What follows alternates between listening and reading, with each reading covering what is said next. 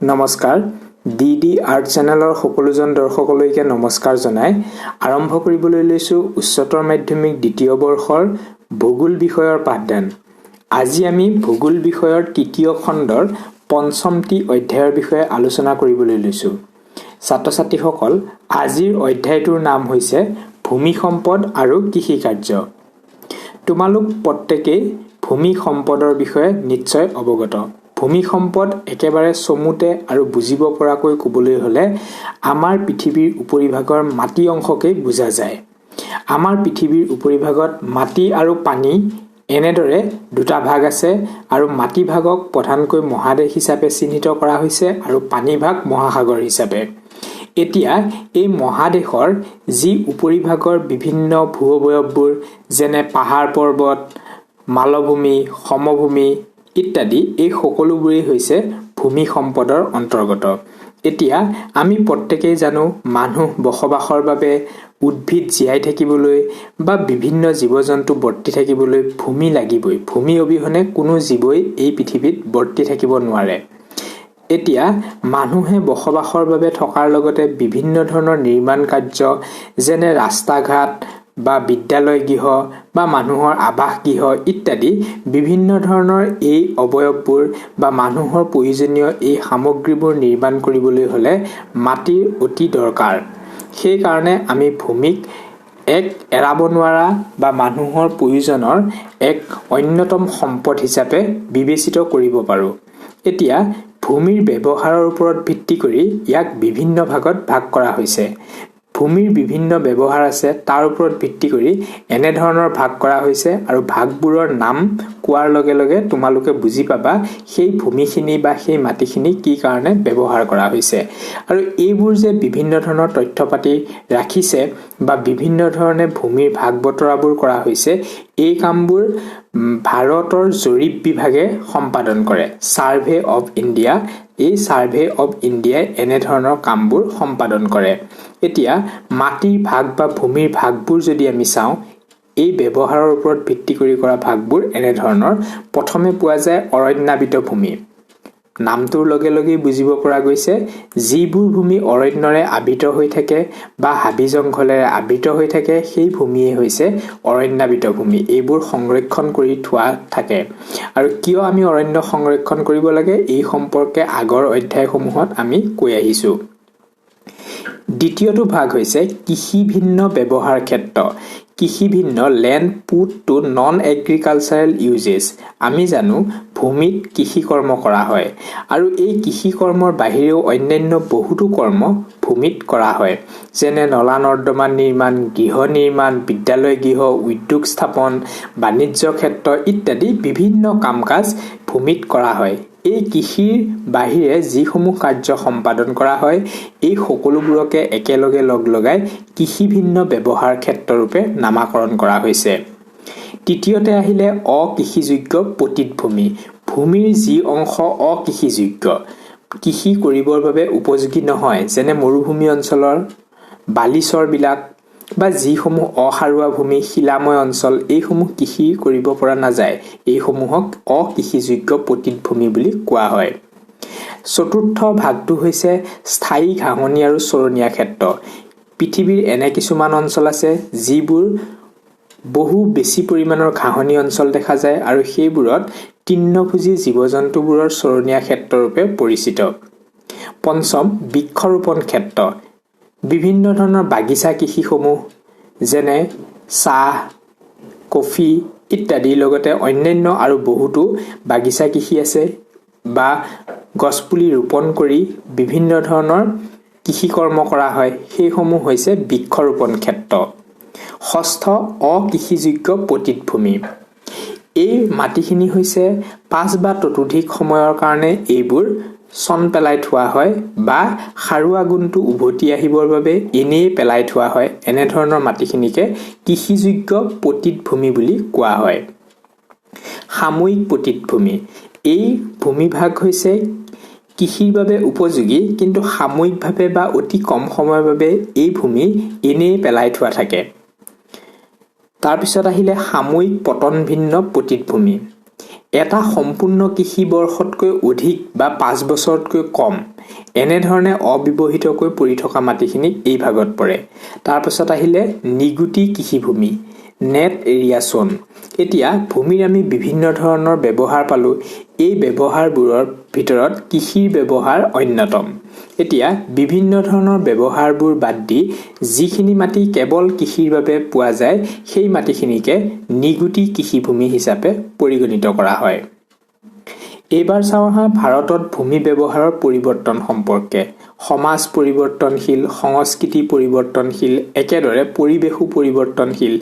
এই পৰিৱৰ্তিত পৰিৱেশ, পৰিৱৰ্তিত সমাজ ব্যৱস্থা ইত্যাদিৰ লগত খাপ খাই থাকিবলৈ আমাৰ ভূমিৰ যি ব্যৱহাৰ, এই ভূমিৰ ব্যৱহাৰবোৰৰো পৰিৱৰ্তন হৈ থাকে। মানুহে বিভিন্ন কৰ্ম কৰি গৈ আছে। প্ৰথমে প্ৰাথমিক বৃত্তিয়ে মানুহে কৰিবলৈ লৈছিল, তাৰপিছত দ্বিতীয়ক, তৃতীয়ক, চতুৰ্থক এনেধৰণৰ বৃত্তিসমূহ মানুহে আঁকোৱালি ল'বলৈ ল'লে আৰু এই বৃত্তিসমূহ আঁকোৱালি লোৱাৰ লগে লগে ভূমিৰ বিভিন্ন ব্যৱহাৰ সম্পৰ্কে জানিবলৈ ধৰিলে আৰু ইয়াৰ ব্যৱহাৰবোৰত ভিন্নতা আহিবলৈ ল'লে। এই যে মই উল্লেখ কৰিছোঁ প্ৰাথমিক বৃত্তি, দ্বিতীয়ক বৃত্তি, তৃতীয়ক বৃত্তি, এই সম্পৰ্কে আগৰ অধ্যায়সমূহত বিস্তৃতভাৱে আলোচনা কৰা হৈ আছে।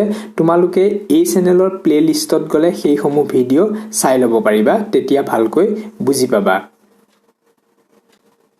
এইবাৰ চাওঁ উমৈহতীয়া সম্পদ সম্পৰ্কে। ভূমি এবিধ প্ৰাকৃতিক সম্পদ আমি প্ৰত্যেকেই জানো আৰু এই ভূমিৰ মালিকী স্বত্বৰ ওপৰত নিৰ্ভৰ কৰি বিভিন্ন ভাগত ভাগ কৰা হয়।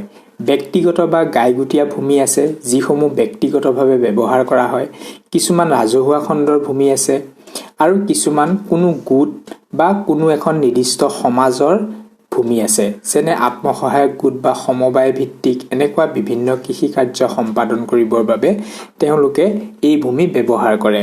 আৰু চৰকাৰী খণ্ডৰো এনেকুৱা ভূমি পোৱা যায়। বিভিন্ন চৰকাৰী কাম-কাজ, ধৰ্মানুষ্ঠান, ৰাজহুৱা পুথিভঁৰাল ইত্যাদি কোনো সমাজ ব্যৱস্থাৰ এনেদৰে মালিকী স্বত্বৰ ওপৰত নিৰ্ভৰ কৰি কেইবাটাও ভাগত ভগোৱা হয়।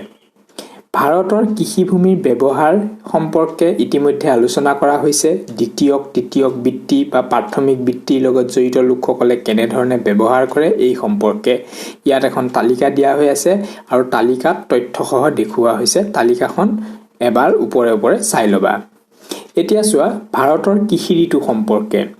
ভূমিৰ কথা ক'লে বা মাটিৰ কথা ক'লে আমি কৃষিৰ কথা ক'বই লাগিব, কাৰণ আমাৰ ভাৰতবৰ্ষ হৈছে এখন কৃষিপ্ৰধান দেশ।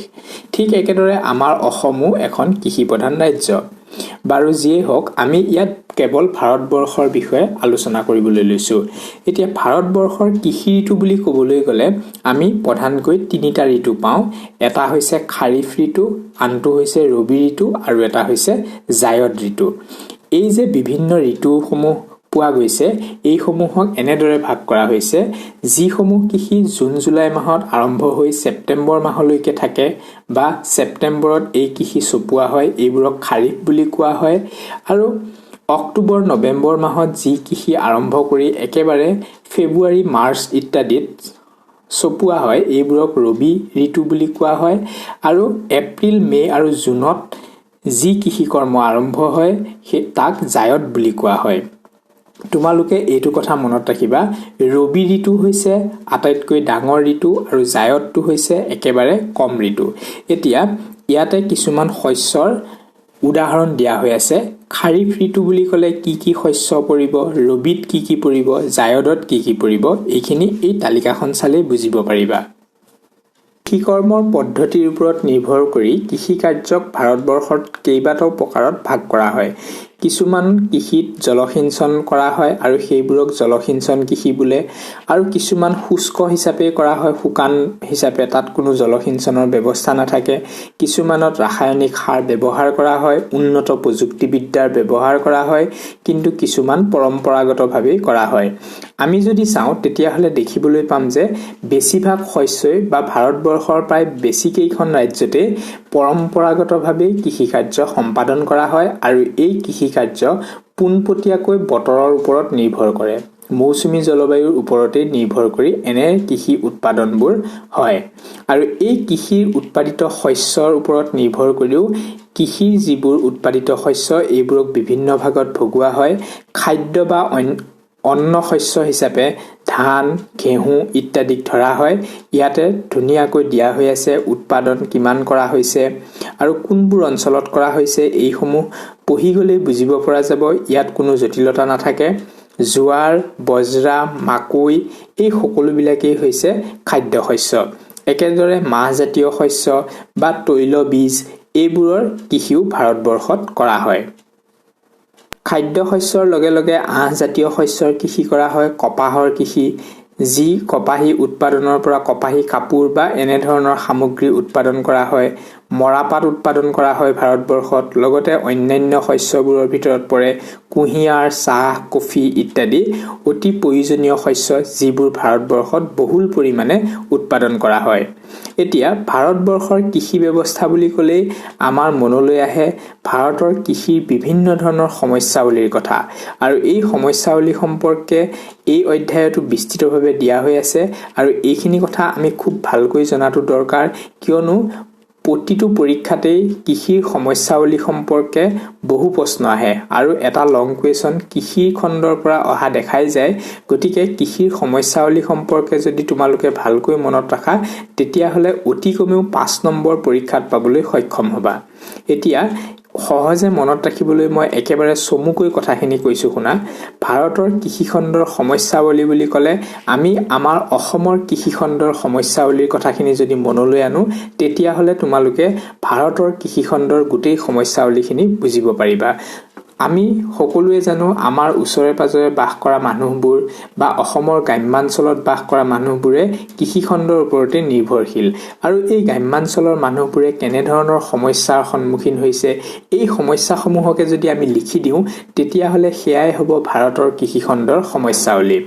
পূৰ্বতে উল্লেখ কৰিছোৱেই ভাৰতবৰ্ষৰ কৃষি ব্যৱস্থা এক পৰম্পৰাগত কৃষি ব্যৱস্থা।